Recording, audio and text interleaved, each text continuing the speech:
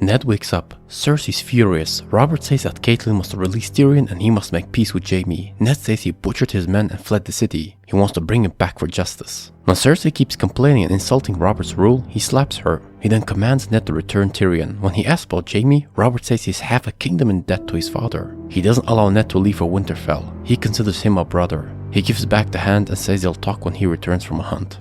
Daenerys lays one of the eggs in burning coal. When she picks it up, she's not burned. Bran dreams again of the same three-eyed raven. Bran's now riding a horse with his special saddle. Theon tells Robb to raise an army for what the Lannisters did. As Bran's in the woods, he gets surrounded by some thieves. They want the horse and cut off his straps. They're wildlings fleeing south. Suddenly Robb appears. He kills the man who attacks him and takes down the woman and stabs the other guy. But the wildling has Bran and he wants Robb to drop his sword. When he drops it, Theon kills the man with an arrow.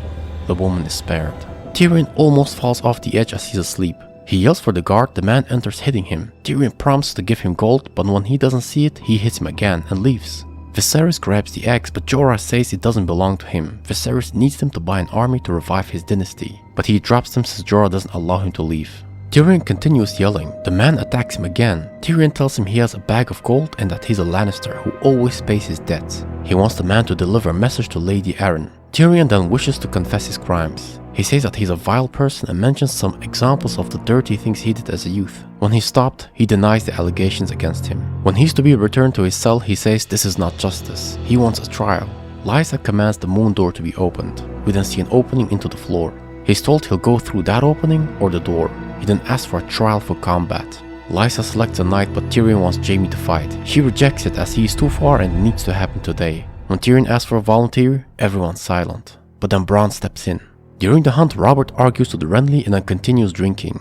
Meanwhile, Ned's on the throne listening to a man tell how the mountain under Tywin's command is destroying people's livestock and homes. Ned says that he'll bring the mountain to justice, strip him of everything and execute him and those with him. Tywin Lannister will be called to court or be considered a traitor.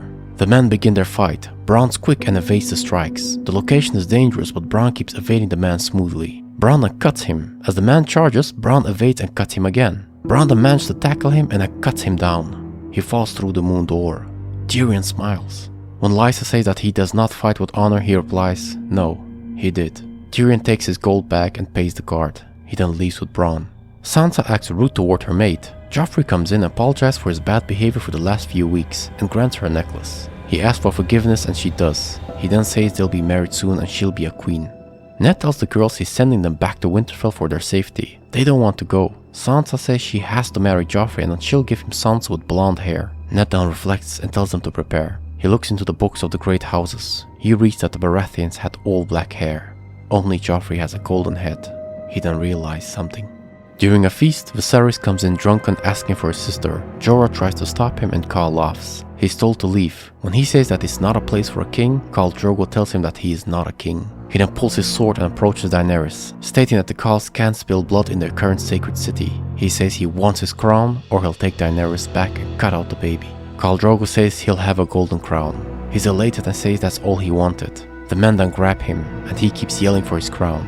Khal Drogo then melts gold in a pot. He pleads to Dany, but Khal Drogo then pours the gold over his head, creating the crown for a king.